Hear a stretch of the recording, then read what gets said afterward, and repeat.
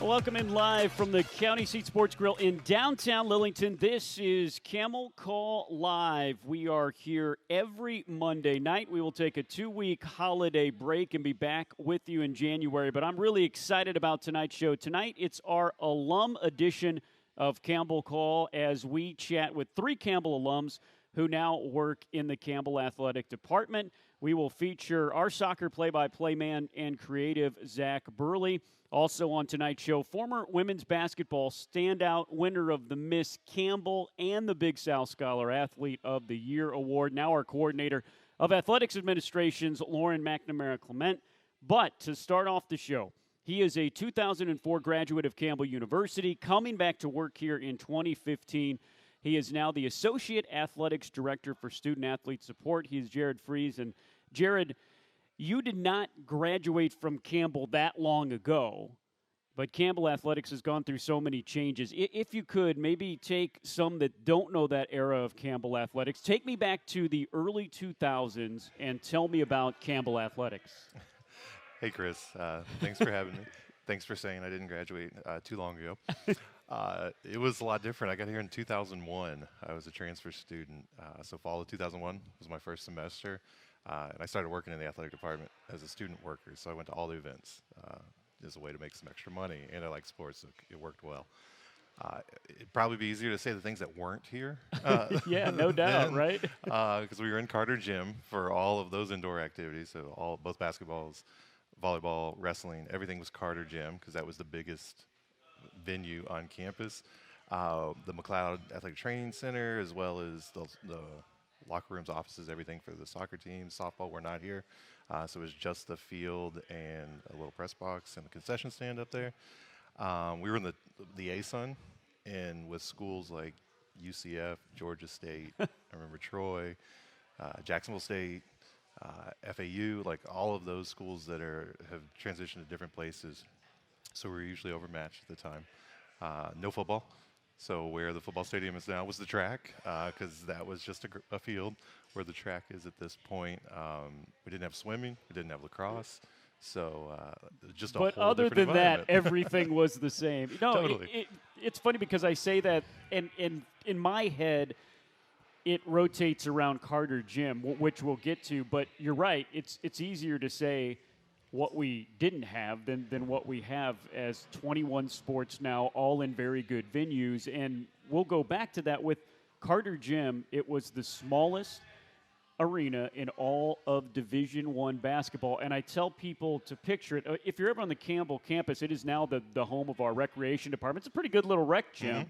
But if you go in there, you won't believe it. And if you've never seen it, this is where they are playing basketball a little over a decade ago. And if you think of the movie Hoosiers, and think of maybe the not-so-nice gym in Hoosiers, which was set in Indiana in 1950, that's what it is.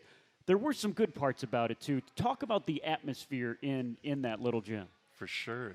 The good thing about it not being big is it was always full. You know, there weren't a lot of seats, and there wasn't a lot of extra room in that building, so it was packed. It was loud. Students went. You know, athletics kept us busy. It was something to do, so it was a full gym. Yeah, it was a great environment. Home advantage for us. The low rafters. It was hard to make a full court heave at the end of a half or a game because there wasn't enough room. Volleyball is a different sport because it would hit off the rafters, things like that. But it was a lot of fun. And then I was a student worker, so I had a spot on the floor too because we had to do traffic control during live play because there wasn't much room on the sideline. So if you need to go to the concession stand or the restroom, we had to keep you out of the way of the action on the court. So part of my job was, red and green stoplight. If you can walk, you can't walk. As a student worker working the games and game ops, but it was a good time. Wow, that was a little more responsibility than a lot of student workers at the time. Yes, we did a lot of the game day ops. We didn't have as many staff in the athletic department, so student workers were a big part of the game day thing. As we talk about the additional staff that we have, fast forward to now and this really golden growing era of Campbell athletics. We have Gore Arena, we have football, we have lacrosse, we have swimming, we have 21 sports, but you are the head of something that really was in its infancy just a decade ago. Tell us about what student athlete support is, the department that you run in Campbell Athletics. Sure, it's a broad range of ways that we support our student athletes. It's primarily focused on academic support. Our staff works alongside of campus partners to help identify the specific needs that student athletes have that are different than non-athletes, help them manage the transition into our environment, and then all the responsibilities that they have. They have very busy schedules. It can be a lot, and so helping them find ways to manage their time effectively, make sure that they're up to speed with the academic expectations and requirements, the absences and just different things, as well as participating in tracking eligibility as it relates to academics and making sure that the coursework that is what's needed for both eligibility purposes and stay on track for graduation, the big picture that we're trying to help keep in mind as well. It is such a big picture, and I tell people all the time, and nothing against the higher levels, and they are student athletes too, but truly at Campbell, you are truly a student athlete. There's not the ballroom dancing class.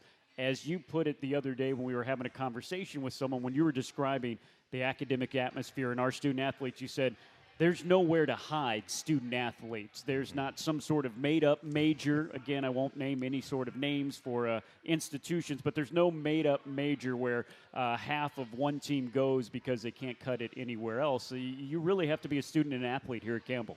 That's true. We don't have any rocks for jocks or things like that I can reference from other schools I've been to. Yes, our student athletes are integrated into the overall population, and last year, our student athlete majors mirrored the main campus, the rest of the student population. So out of the top 10 majors on campus, 7 are the same for our student athletes. So they very much are a part of the academic fabric of what's going on at Campbell. And the academic results have been very, very good. I know you don't have the full picture for this semester, or you may even as it just ended, but kind of brag on the student athletes and what they've been able to do over the past couple of years. Yes, they've done tremendously well in the classroom as a group. So I do have those results today. All right, as okay. of today. Breaking news, if you want to break it. If not, I understand. So we are above a 3.0 as an athletic department again. Let's go.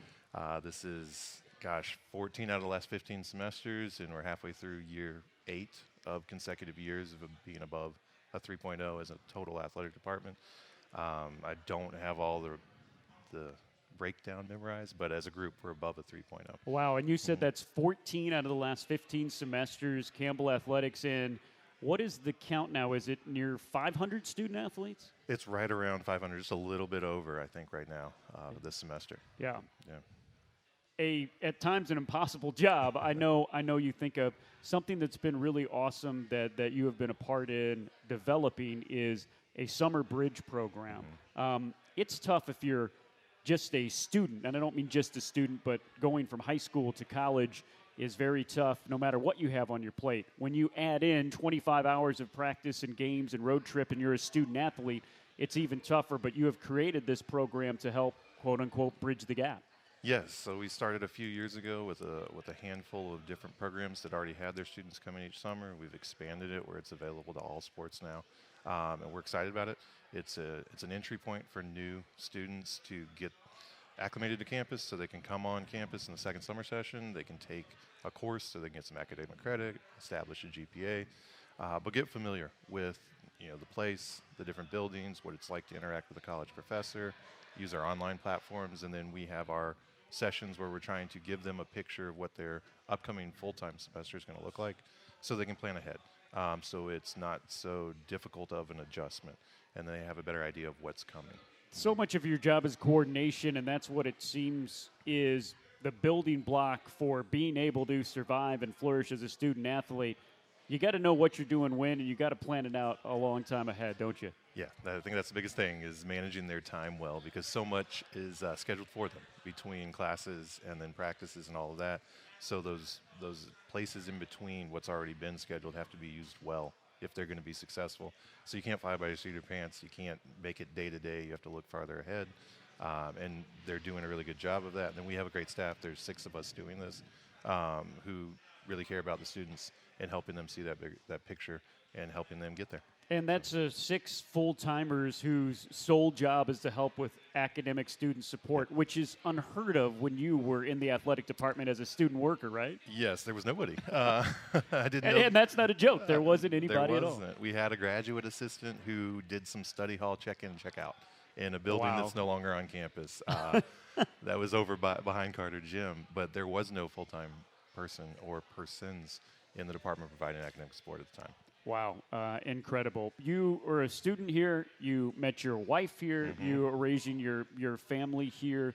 Why has Campbell and the Buies Creek community, why has it gripped you and your family so? The people. So everyone says the community, but I think it's been true. I can name the different folks who have made a difference in my own life, my wife's life, our friends. You know, my best friends are from Campbell, our roommates and that sort of thing. So people who care about other people and their success and are willing to do things to help you out, help you learn, help you grow. And you are raising 2 daughters here as well. What have you seen has been special in raising a family here in this community? The local community just being close to their whole life is right here. So school is literally across the street from campus for Elise Elementary School. Layla got to go all the way through Buies Creek. Abigail's there now. They're at all of the events. They're on campus a lot, so it's just a part of their rhythms. And so they have this extended network of people that care about them as well. Many interesting parts about your background, of course, talking about how Campbell was back then, and we talked about how Campbell was in the athletic department. The intramurals at Campbell back then as well, and if you think people are going to think we're embellishing this a little bit when you tell your stories of your athletic prowess when it comes to intramural, but you got to remember, on a Thursday night or a Wednesday night or a Tuesday night, you didn't have 100 channels and the ability to stream anything that's ever been on or the ability to stream any sport that is on anywhere in the world. So you did stuff like go watch intramural games. Talk about the atmosphere with intramurals and the fact that this is also not embellished, your intramural basketball team, the Hustling Quakers, are in the Campbell Intramural Hall of Fame. That is correct. Intramurals were a very big deal then for all the reasons you said. Even the surrounding community has grown up a lot since I was a student, so there weren't a lot of places to go that were close by to campus, so you stayed on campus, and then intramurals gave you something to do. A lot of people participated. Basketball was my favorite sport to play, so it was a long season. We played over 20 games in intramurals back then. I think it's like 4 is normal now. That's incredible. So when it mirrored the basketball season, we'd start in October and we'd go through March. And I mean, this was a second job and a career. And the game started anywhere from 7 o'clock to midnight, either in Carter or over in Buies Creek Elementary. There was a lot of chatter about it outside of classrooms of who was playing who and the standings because there were so many games. You saw each other a lot.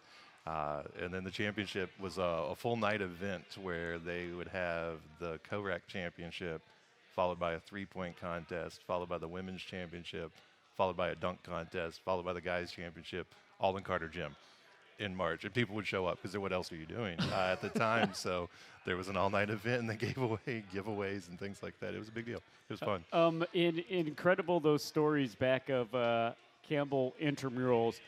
Tell me about why sports? Why was this the career you wanted to go into specifically within sports?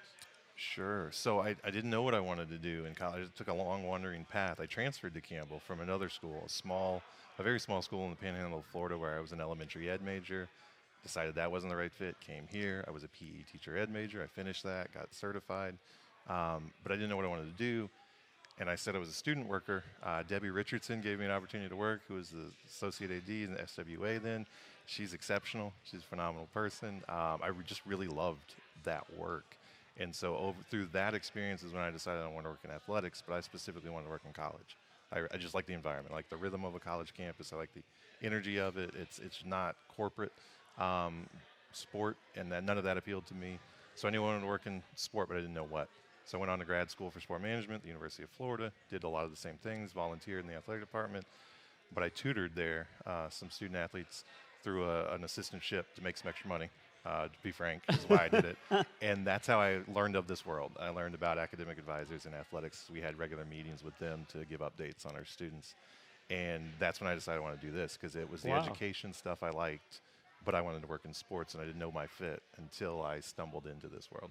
Wow. Yeah. And now here you are. And when you look back at how Campbell has changed and how you've been a big part of that change going into the CAA, coming up after this year, how proud are you of what this school, your school, has become? Oh, extremely proud. We're such a different place at the time when I was a student, and we were in that ASUN with a lot of larger schools with larger budgets, and we didn't do a lot of winning.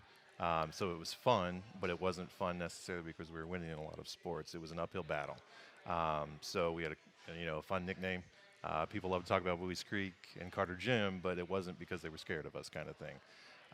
So I already had a connection. It feels like home, but now we're successful. So to not only be proud of my school, which I always was, I thoroughly enjoyed my experience. I always said good things about Campbell, but now to be on the upward climb, because professionally I've worked at a few other schools that would talk about the glory days, and they're in the past. Yeah. And I joke to Tammy, my wife, at times, I'd like to work in one of these schools on the way up instead of on the other side, and that's what it feels like now, and it's my alma mater.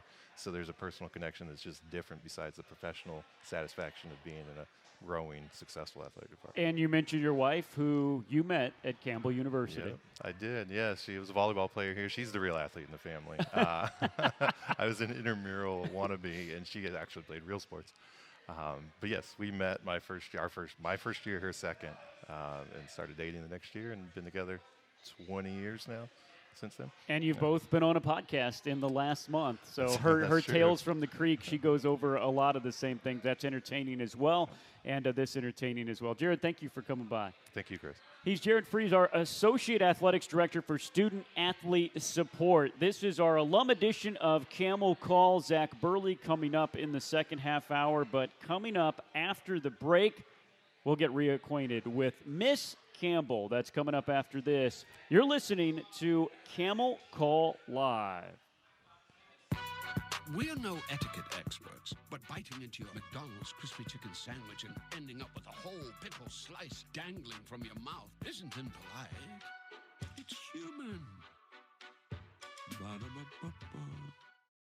Hi, Campbell fans. I'm Christy Yarbrough with RE/MAX United. Thinking about buying or selling or know someone who is? Let me help you make the right moves. It's important to work with the right agent with local knowledge and cutting-edge experience. I can help ease the pains of the buying or selling process by guiding you through the steps. Whether it's connecting you with the right lender, home inspector, handyman for those undone projects, staging and prepping your home for sale, or helping you find the ideal home that fits your family's needs. Visit my website for more information at christy.remaxagent.com.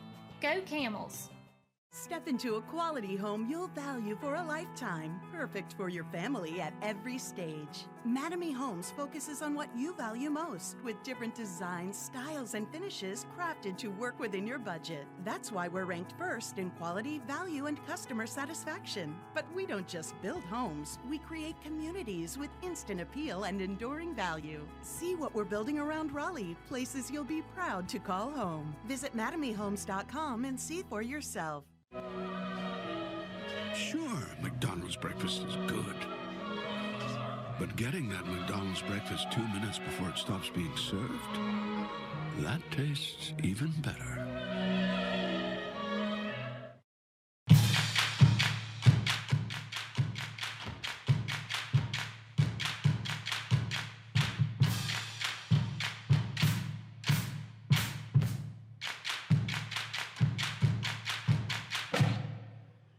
Welcome back live from the county seat in downtown Lillington. This is Camel Call Live. We've got basketball going on through the beginning of the year as Campbell will take on their old rival, soon-to-be conference rival, UNCW. That's coming up this Wednesday. It's a special 2 o'clock start.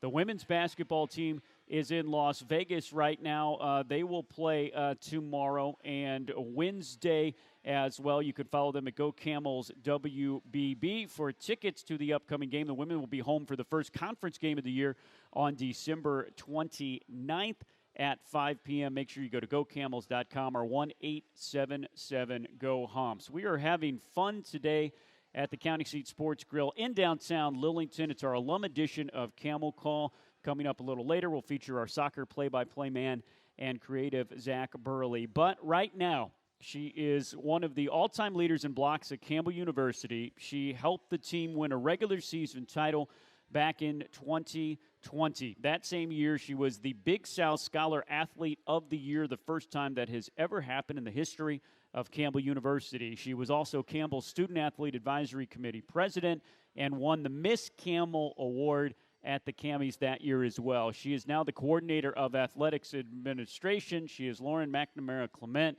She is joining us now. And the first thing I have to ask you is, how did you do all that and play basketball and do it all well back in your student days at Campbell? Well, thank you for the compliment. That's a great question. I think the go-to was an agenda and teamwork and having a very structured schedule and just trying to take advantage of any extra time I had to get ahead in classes or to plan for the week ahead. You know who is smiling right there is Jared Fries, who was just our guest, the Associate Athletic Director, Student Athlete Support. If all 500 gave that same answer to you, his job would, I wouldn't say be easier, but he'd get a lot more rest in life. That is sensational. Okay, where does that work ethic come from for you? I would have to say my mom.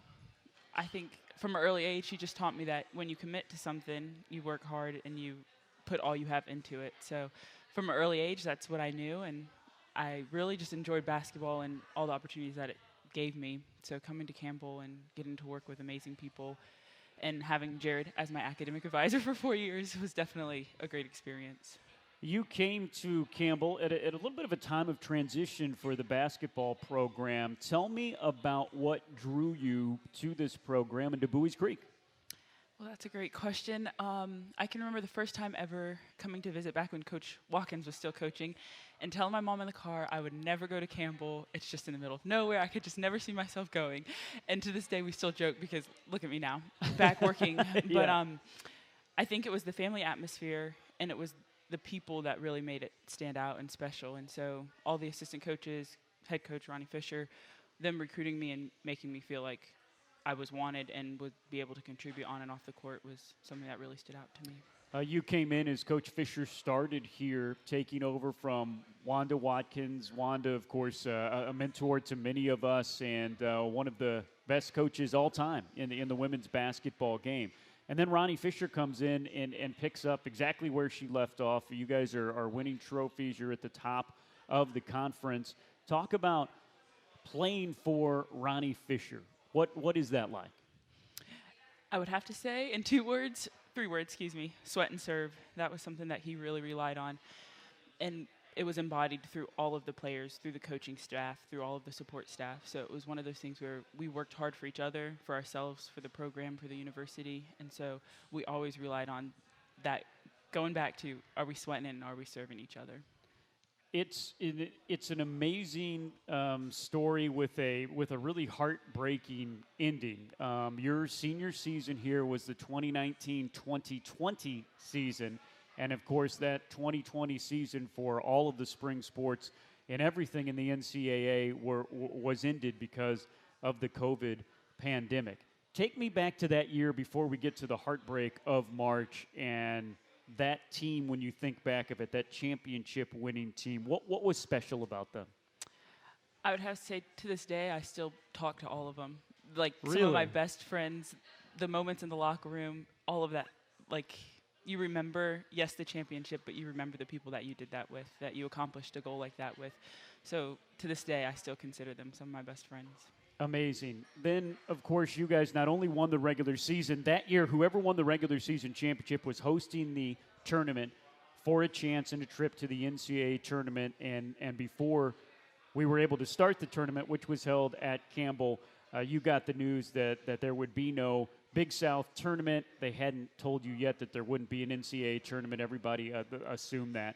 What were the emotions of that time like? Yeah, I can remember that day quite vividly. We were in our shoot-around, and one of the admin from the Big South walked in, and we all were looking at each other, and we're like, this is not a good sign.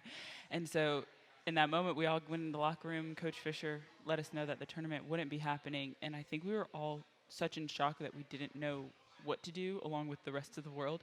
So there was a lot of processing of like, okay, what does this actually mean? Like no tournament, no NCAA.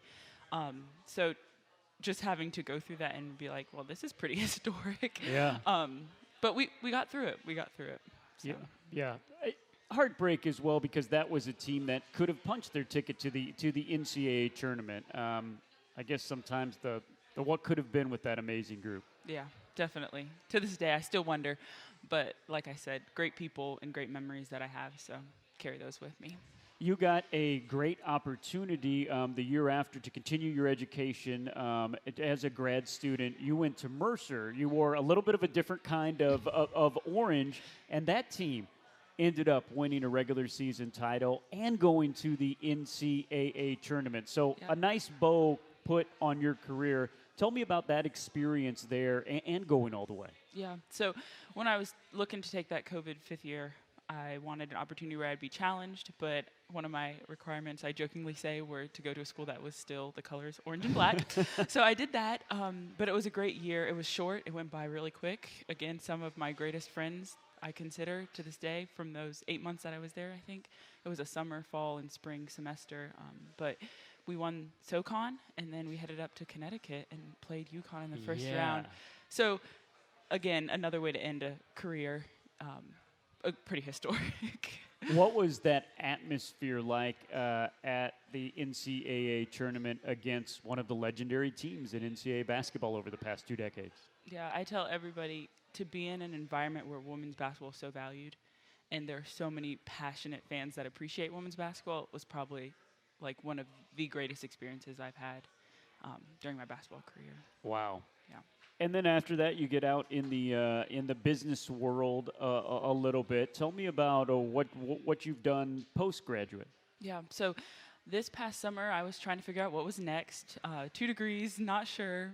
I was at home in Raleigh, and some of our family friends actually, the guy, he has a leadership consulting organization, and so he was doing community needs assessment for a county in Chicago, and I got to be part of that. It was kind of a project internship based thing, and I was like, I'll give it a shot, get some experience. Got great experience, got to go to Chicago twice over the summer for that.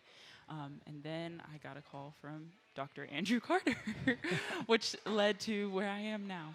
Yes, you have joined back to the color of orange and black that you like. You are our coordinator of athletics administration. I know because I work closely for you. That title doesn't cover near what you do and the departments you touch and what happens. Tell me what you do day in and day out for this athletic department. I say no day looks the same. The greatest thing about it is I come to work and I'm working around such amazing people, which makes coming to work that much more awesome. But I do a little bit of HR stuff, work directly with Hannah Bazemore, Wanda Watkins, a lot of the exec staff and senior ADs. A lot of it, I say, is just helping with the logistics of the department. So a little bit of everything. And I'm super thankful to Hannah because she's giving me the option to like try new things, learn new things, and grow in my career. So I think it's been great because I'm getting exposed to a lot of aspects of college athletics. Hannah Bazemore, the director of athletics for Campbell, she has been in the department for a decade and a half. She was a Campbell alum as well. So much you all have in common. What have you seen from her and what has made her special in her short tenure so far at the top of the department?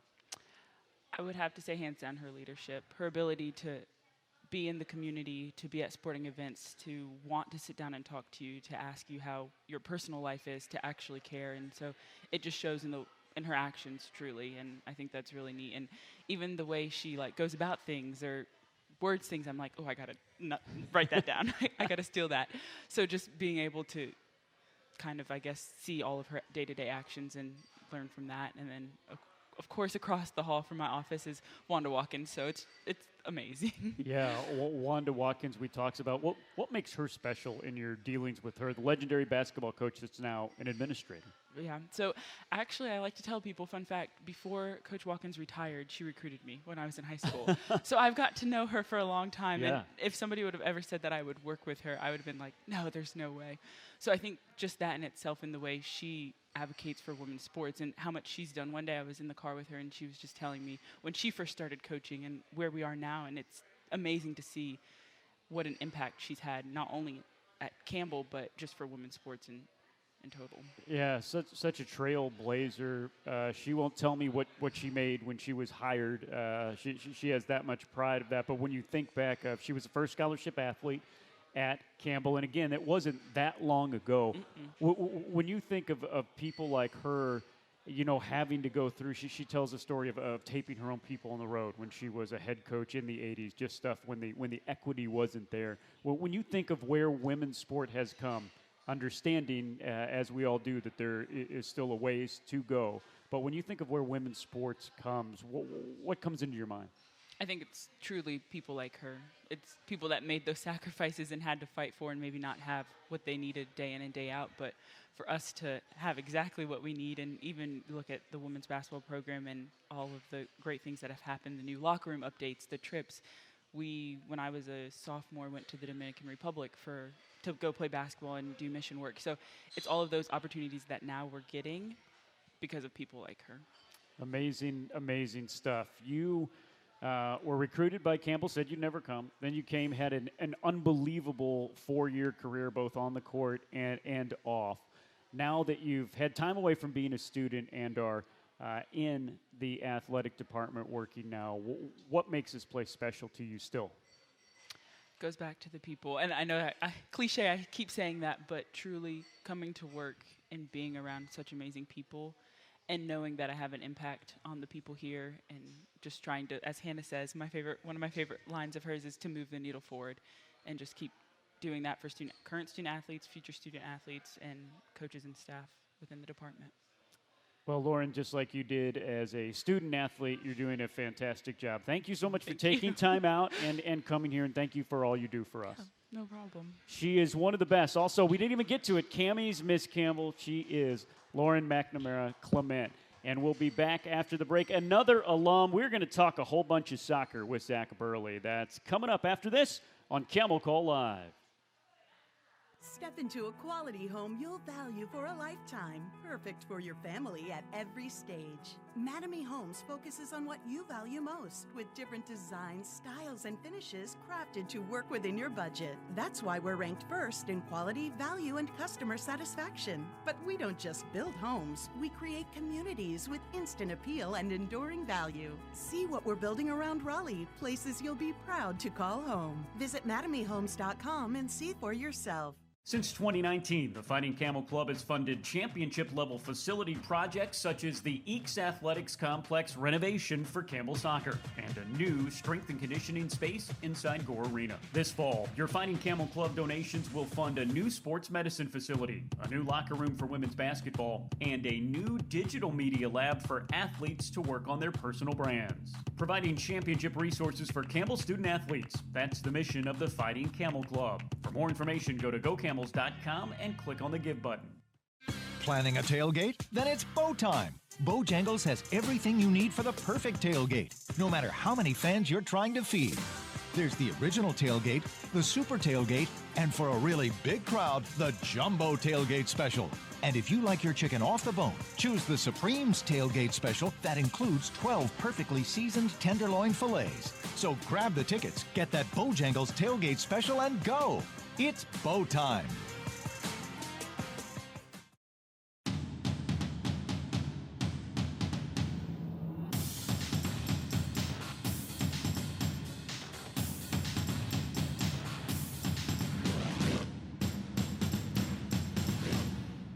Oh, welcome back live from the County Seat Sports Grill in downtown Lillington. This is Camel Call Live. We are taking the next 2 Mondays off for the holiday, but then we'll be back January through May every Monday right here, 5:30 to 6:30. You can also catch us live, the live broadcast streaming at GoCamels.com. And then every Tuesday, we drop the Camel Call Live podcast. Everywhere you get podcasts, we will be here for you. Also, every time we have a show and you come here live, you get a chance to win a great prize pack. And so that's what we are going to give away now. The first numbers that I read will be for the hat T-shirt combo.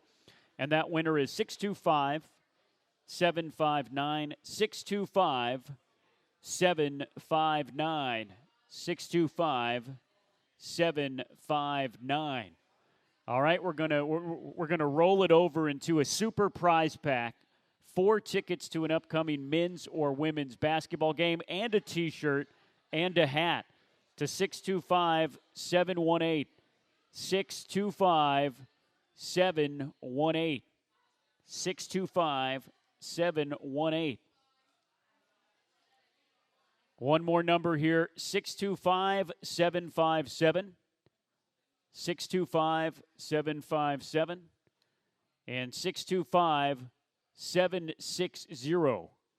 625-760 goes to that table. The lady in the very festive sweater, thank you for coming and celebrating. We got a Campbell alum at that table as well. Miss Dupree sitting back there, so we got to chat with her a little earlier on as well. So thank you for saying hi and welcome into Camel Call Live.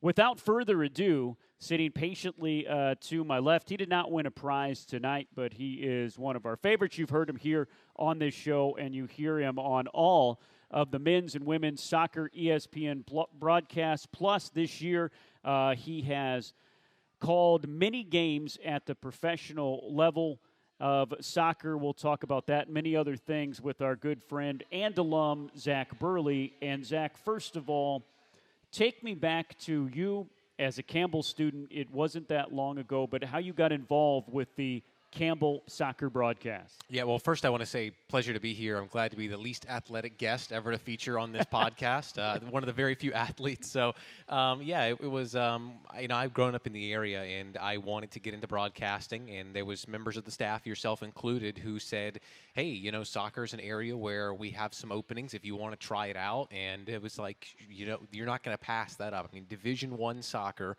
with 2 really great programs. I just tried it out, got in the booth for the first time. I think it was like a color job, so I was just talking about it rather than actually doing the play-by-play job. No idea it was going to be as hard as it was, and absolutely zero experience.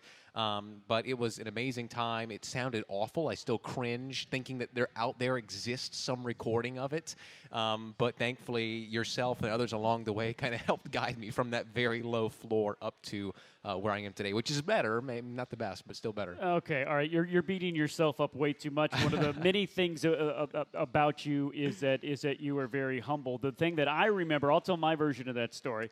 You come up to us and you say, hey, I want to do some soccer sports play-by-play, which is something you don't hear many people come up and tell you.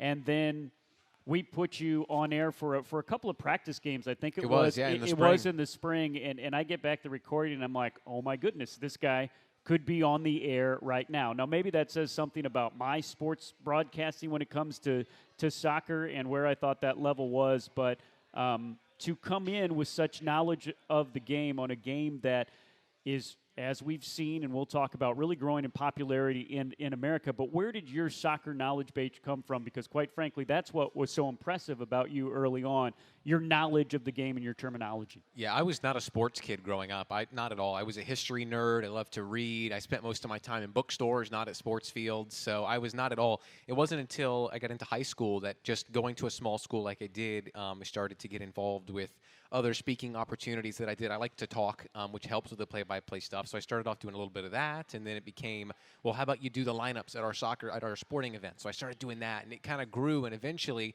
I just fell into soccer because there was some friends that I had who would sit down in class and they would talk to one of our professors, and they would say, one of our teachers, and he would say, well, did you see the Crystal Palace game this weekend? And I was like, what on earth could they be talking about? Crystal Palace, the Arsenal game, So anyways, that just kind of drew me in, and I ended up getting into soccer, the Premier League, And it's funny because it all ties in. I became a Chelsea fan because their stadium is called Stamford Bridge, which I knew immediately because is a battle in the Norman conquest of England in 1066, the Battle of Stamford Bridge. So I was like, hey, that sounds interesting. I'm going to follow those guys. And so that became the journey with soccer. It started off there, and I think that was before the World Cup in 2014. There was that, and then so on and so forth. There was just a lot of great sporting events that happened around that time that made me fall in love with the game, which I think for a lot of people that just watch the World Cup, if they're not watching it before, it's a very easy sport to fall in love with. Yeah, no doubt. And I think that's another point that was so amazing to me. It wasn't like you grew up in a soccer family and you've been playing and watching soccer since age 2. The game itself, what drew you to it? Yeah, I think that it's so simple yet so complex. I mean, I think that's the beauty of sport in general. I think that if you look at a sport like football, it's more complex in a sense that there's many more formations and set plays. Basketball's a little bit the same way, but it's kind of boiled down some. Baseball is, I guess, kind of on that platform with basketball. Soccer is very similar, where it's that same sort of openness where it's just 11 guys in the field and you can make it as simple or as complex as you want. And in the end, it can be decided by one guy, but it could also be the culmination of 11. You really never know. Plus, just the pure beauty of it, watching it is amazing, and then the international aspect of it as well.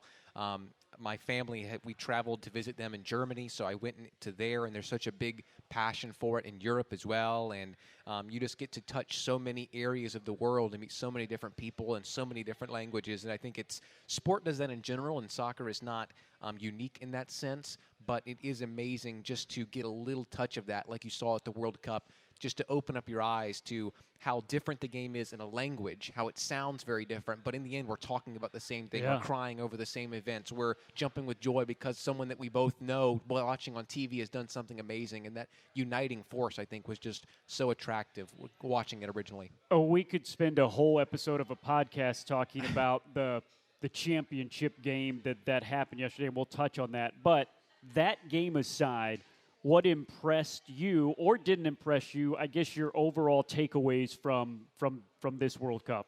I think that, the World Cup was always going to be amazing because we have the best players in the world competing. It was always going to be, regardless of all the other stuff going on and all the controversy over the location. I think that in the end, you could take all of that out and you always knew these players were going to put on something amazing. All the storylines seemed to come together at just the right time with Ronaldo and Messi, the young Mbappe, this USA team. There was so many things culminating at the same time that alone, which is what I tried to focus on, was going to be amazing. I think that there was so many fun stories. I am always putting teams outside of Europe first. It usually goes outside of Europe, and then it usually goes outside of South America because those are the only two continents to ever win. So I'm pulling hard for Morocco. I'm pulling hard for Japan, the USA, Canada. Those teams that are, kind of smaller and scrappy and the ones that don't have all of the stars over their crest because they haven't won a World Cup, that's what really excites me. And we got to see some incredible tournaments from those. The Canadians didn't do as much, but still to see how much our northern neighbors have grown. I have no contempt for them at all. I love them so much. And then Japan's one of my personal favorites as well. If the USA isn't playing, Japan's probably my number one, and they're just so much of a joy to watch. And twice in the group stage, they showed up big time against Spain and Germany. So those sorts of games where, sure, you've got the big names, but then you get a team you maybe don't know everybody on. If you're watching as a neutral, then that's really where it gets to be fun because you're like, wow, these guys are giant killers. When you think of what was accomplished or maybe in your eyes not accomplished by the United States, what's your takeaway from what they did? Yeah, I think that it was a really good tournament. I think the only thing that leaves a sour taste in your mouth is the defending in the Netherlands game. We did what we needed to do. We should have beaten Wales, but we drew. That's okay. We should have beaten England, but we drew. That's very much okay. And we beat Iran. Those are your three things. You got to get out of the group. We did that. We were so close to winning the group. When we play Senegal, we have a better chance. The Netherlands game, though, we were very much in it with the whole time. We created the chances. We just didn't put them away. The biggest problem was the defending. It was just comical at times, really. And that's so many instances where those guys have never been in that situation before. None of them have played in a World Cup, really. I don't think maybe one person, DeAndre Yedlin, had ever played in one before. So they just have never been there before. Now, many of them have played at that level against those same players in Europe, so the excuses only go so far. But in the end, I don't think you can be surprised when those moments caught up with them because it is the world's biggest stage. The Netherlands want it just as much as us. If they lose to the United States, it's a terrible result for them. So it's not always just about insulary, just us. I thought we did really well. I think that the issues that I have are larger than this tournament. I think overall, I think we checked pretty much all the boxes. Do we need to stay with the same coach? Do they need to go a different direction? What are your thoughts when it comes to that? I think long-term, they will need to change the coaching staff. Of course, there was revelations came out afterwards about Gio Reyna, which is, if you've ever heard of Claudio Reyna, who was a very big World Cup star as well. He didn't get to play as much as people thought, and then there was some controversy over some stuff that happened in training. So, anyways, I think the way it's been handled hasn't always been the best. But regardless, 4 years is a really long time, and you very rarely see national team head coaches stay between those very long stints. So I think that even if that stuff hadn't happened, you'd probably see a change. I would be excited to see them bring in somebody big and let's say, hey, let's give it a try. You know, we had Klinsmann, kind of a bigger name. Let's maybe try somebody like that. Roberto Martinez, Zinedine Zidane. They've even said Pep Guardiola, who's at Manchester City, might be on his way out on a retirement tour. It might come to the United States. So as the world starts to shift its focus to the United States and our domestic leagues and this big names start to come over here and the growth of the game continues, the World Cup will be here next time. I think there could be a real incentive for a big-time coach to do a one-time, hey, let's go place in a host country where we can make history, take them the furthest they've been in the modern era. I think it's a real attractive stance. So I hope they find somebody of that caliber. We are talking to someone of high caliber, our Zach Berly, our soccer announcer, our soccer creative, our Campbell alum. All right, let's talk about, the World Cup final. Yeah. Just outstanding. You really got the matchup you wanted, the defending champions with, again, you said Mbappe. He is the up-and-coming young star. If you didn't know his name or didn't know how to pronounce his name, you definitely know it now. People in the soccer world know that he is taking the torch from the Ronaldos and the Messi. But, I mean, what's your Cliff Note version of what we saw in that incredible game? Yeah, and I do want to preface, Mbappe's 23. He's 23, and he just scored a World Cup hat trick. Yeah. He came a whisker away from winning his second consecutive World Cup. I mean, he almost had 4 goals. Yeah, it's incredible, really, and I think that we're going to be talking about him for a very long time as well, and I don't know if we'll mention him in the same echelon as Messi, but I certainly hope so. He has the ability to do it, but the game itself was fantastic. I mean, up until the 79th minute, in games, Argentina had outscored opponents 9-1 through all their games in the group stage, all the way up. They had outscored opponents 9-1. After the 70th minute, they've lost their games 4-0. So they've conceded 4 goals uncontested after the 70th minute. So up to that, the 79th minute. So up to that point, I was like, this is a really boring final. France really just looked out of it. Like it was just a game where Argentina did everything right. France did nothing right, really. They just couldn't get any possession in midfield. And then there was a one moment with a ball over the top, player goes down, and goals change games. I mean, it was a perfect penalty kick under those sorts of circumstances. And then I was like, okay, now we're going to be in a run for it. I didn't think 90 seconds later we would be seeing Mbappe stroke one in from the top of the 18. But that same thing happened when they played the Netherlands. They were up 2-0 very late. They went to extra time, eventually won it in that game. But I wasn't surprised when the Argentina fell apart because they'd done it over and over and over again. I knew defensively that was their worst part of the team. Attackingly, they're amazing. France, very similar. Then it became the shootout between the two teams. Goalkeepers making amazing saves. Upamecano making an incredible goal line save for France. Like, the two teams went back and forth. I wanted it to go to penalty kicks because I felt it was so close that was probably the best way to decide it, even though penalty kicks can be very unfair sometimes. I wanted it to go there. I knew if it did, Argentina would probably win because they have one of the sauciest goalkeepers in this tournament. So that's kind of how it went. It was an amazing 3-3 final. I don't think we've seen a better game in a World Cup or really anywhere in a very long time. Yeah, and the 2 goals in extra time. Yeah. That's something that doesn't happen as well. Okay. You are, as people who maybe have not heard you before, very good at articulating points, articulating soccer. I always get kind of messed up, and I'm like, it's just because you can't, having played soccer or whatever. People will ask again that are just watching the game for the first time or not understanding for it. Why do they have to end the game with penalty kicks? Why can't they do a hockey-style keep playing until someone scores? Yeah, I think that's a fair criticism.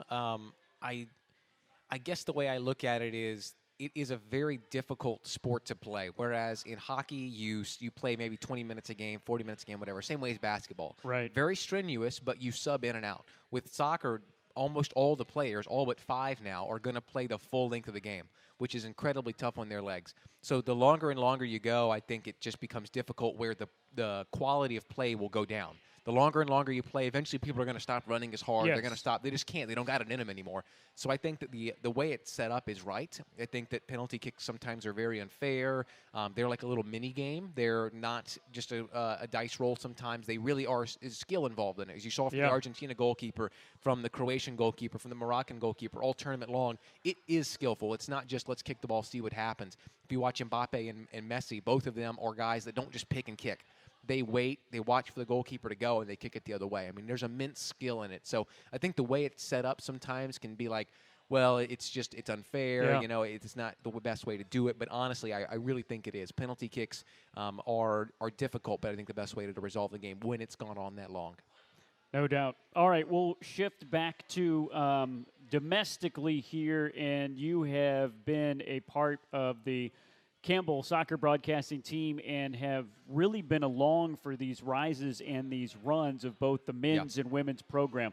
Let's start with the women's. What has been incredible about this ride, and what have you seen about this program that won another trophy again this year? Yeah, they really are incredible, and it's just been so much fun because when I got here, both of the teams were the scrappy underdogs. They were we make it into the tournament, but then we make it to the final maybe or the semifinal in just some bad course of luck. There was an own goal or there was some ridiculous goal the other team scored. It was always right there, but never quite there. And then I got to see that go from the scrappy underdogs to the favored team every year, where they're number one in the preseason poll. Or with the women, their first season of winning it, they were kind of in the running in that 3-4 spot, and then they went on the road to Radford, a place that has been so difficult for them to win. They have to come in their boogeyman year in and year out was Radford in the tournament to vanquish them and then go on the road to High Point in a place where we weren't sure because of COVID and everything. I mean, it was just a crazy season. And then to win it in the way that they did, going up, 3-0 so early. I mean, it was the perfect way because I think that the identity of the women that play on that team shows so much in the way that the team plays itself. I think a coach can only do so much to mold the team to look a certain way. At some point, you have to let the personality of the people on it shine, and that has been the way it's been the whole time. Talk about some of the scrappiest people I know. Alyssa Novovieski, she scored 2 goals in that final in the spring of 21. I mean, that's exactly what this team is like. They're going to fight. They're going to grapple. Everything they can do to get just an inch above the other team, they're going to do it. And you find that all up and down the team. And the continued progression in the recruits to see that they're buying in as well. And then the changing coaching staff with Jeff Gross now. It's just a level that never ceases to stop building on the one before. And it has just been a truly fascinating experience because every single group, the first class I was here with and the class that just got here, are basically the same group. They're basically the same. They're the same atmosphere that they're creating. It's just been continuous. And I, last semester, said goodbye to the first player, the last class that I was with originally, Maddie Thompson. So now there are none of the originals that I were there with, but still it feels like the same group. They've been able to keep that same sort of mentality through the recruits and through the way that they've mentored the young players coming up. And that mentality, I think, has been crucial to what they've been able to do year in and year out, which, by the way, I think we can't overstate.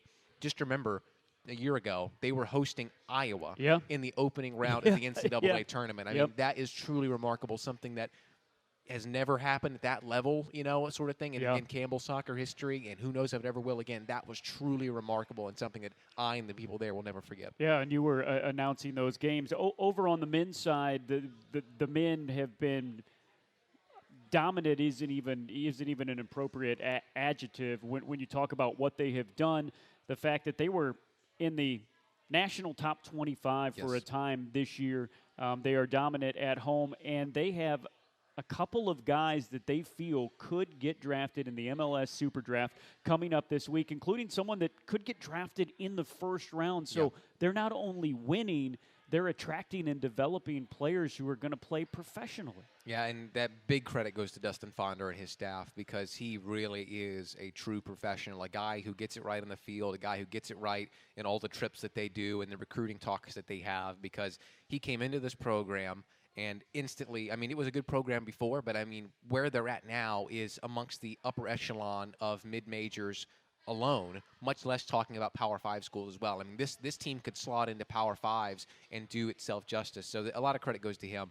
The guys that he's brought in are incredible professionals, and they are so much fun to watch and to be around from all over the world, too. I mean, they have a international footprint on the field. You wouldn't know it, though. I mean, it's so great to talk to them because I'll ask them about one another, and you'll have a Colombian talking about a Ghanaian, and he says, that's my brother. So we're brothers for life. We're bonded forever. I mean, we're going to always be family because of this, and that's just such an amazing thing that I think is a dichotomy of what soccer is in itself. You've just shrunk it down into two people, one relationship that they've been able to form there, and they've got an excellent group. Some of the guys you were talking about, Moses Mensah. I mean, I've been all over the collegiate game, and I've seen finals. I've been on the sideline for finals. I mean, I've seen some of the best players that have played in the collegiate game, and there really aren't many better defenders than Moses Mensah. And that's just not me saying that. He's recognized as a Mac Herman Trophy Award nominee, as well as being ranked by United Soccer Coaches and Top Drawer Soccer as one of the top players in the nation as a defender. So don't just trust me, trust the professionals as well.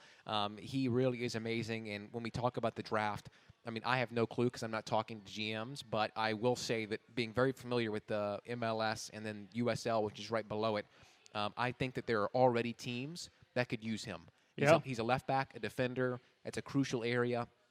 I think that he has the skill set right now to be a first-year starter. Will he play every single game? Maybe, maybe not. I think he has the skill set to do it. Wow. But I do think that there are teams out there that could use a solid left back and that he would be there. The problem with MLS is you have a limited number of international roster slots, and so you can imagine if you're trying to bring in Messi to your roster, you may not have a spot left over for a college draftee. So what could happen is he could be drafted by a team and then sent down to either what they're called MLS Next, which is kind of like a AAA baseball team, or to the USL Championship, which is also kind of like that. It's another domestic league, very good. I spent a lot of time around it as well, and he would be a league leader for either of those sides. He really is next-level stuff. That's what I was going to say. We will end this with tell us, you have, even coming into this year, you have done tournament finals, you have done for Campbell announcing both on the men's and women's side at East Carolina. You have done NCAA tournament games and high-level games, but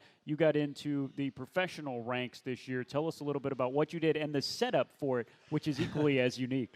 Yeah, so I was down in Fort Lauderdale where the company that does all the broadcasting, basically if you watch soccer, it's done out of this building. So it was a remote setup, so I would call a game in Fresno, California, or I called a game in Madison, Wisconsin. From Fort Lauderdale. From Fort Lauderdale. I was in Fort Lauderdale, and it's basically a glorified closet. It's nicer than that. But you would have 4 televisions up in front of you, and you would have what you're seeing at home, and then I would have all my replay angles so I can see the 4 cameras and what they're all looking at. I have live replay, so what the replay operator's looking at, so they can say, hey, look in monitor 3, this is here's the penalty. Take a look at it. See if you see what we're seeing. And then you'll have the graphics monitor. So we're going to say, hey, we're going to show our player of the match. Here it is. What's it going to look like. And so you'll have a guy who's in the room next to you, literally. He's across the wall, who's directing and producing, and you'll have a replay op and all that stuff. And it was all done from this facility. It was remarkable. I had a little bit of experience doing that in the NCAA tournament, doing like a remote broadcast where I wasn't actually at the field. Yeah. It's interesting because I much prefer to be on the field because it's just as a broadcaster, you want to be there. You want to hear it with your own ears. You want to feel the vibrations of the sound coming and hitting you. But it is certainly, from a broadcaster's perspective, probably better to be in the studio because you have so much more access to information. I mean, you can see everything everywhere, and it really is more of an immersive experience from the tactical side as a broadcaster approaching a game. So it was an amazing experience, something I hope to do more of, and I got some incredible games. I got to do the NC Derby, NCFC, and the Charlotte Independence, which, as a North Carolinian, which was really awesome. Also, in that game was the USL League One goal of the year, which I knew it was going to be when it was scored. So, all in all, an amazing experience, very unique, and I can't thank you guys enough because it was because of doing stuff here that I was ready to do stuff there. It's all about your talent. You took the opportunity and ran with it. He is Zach Berly. He is one of the best young voices in soccer broadcasting, one of the best voices, period. I'm a little biased. Zach, thanks for stopping by. I appreciate it. Thank you for tuning in. That's our Camel Call Alumni Edition. Jared, Lauren, and Zach, thank you so much. We're going to take 2 Mondays off. We'll be back in 3 Mondays with more Camel Call Live. Have a great holiday, a Merry Christmas. Thank you for listening. Good night.